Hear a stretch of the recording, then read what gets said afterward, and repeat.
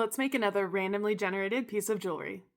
Today's numbers are drawer 2, impression die number 10.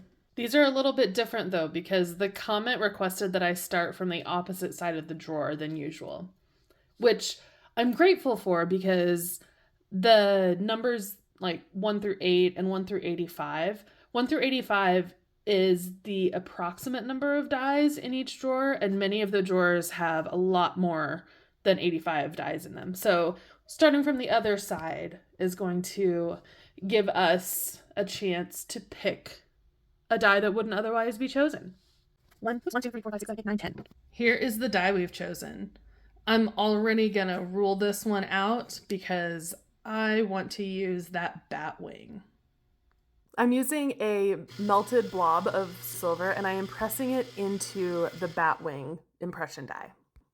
It picked up all the detail beautifully, so I am using my jeweler's saw now to cut around all of the details of the wing.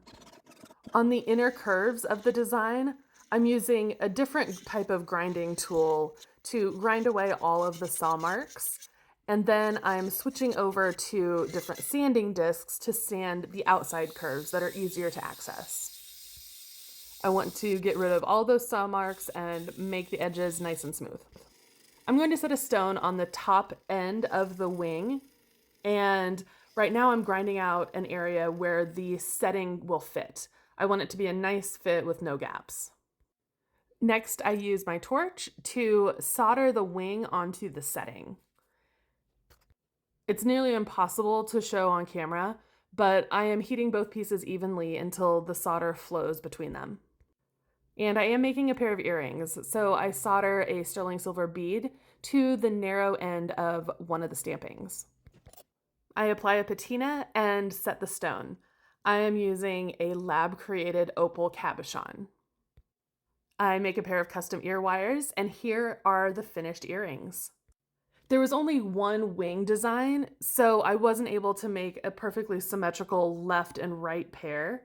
However, I wanted them to be a little bit different, so I suspended one from one end and the other from the other.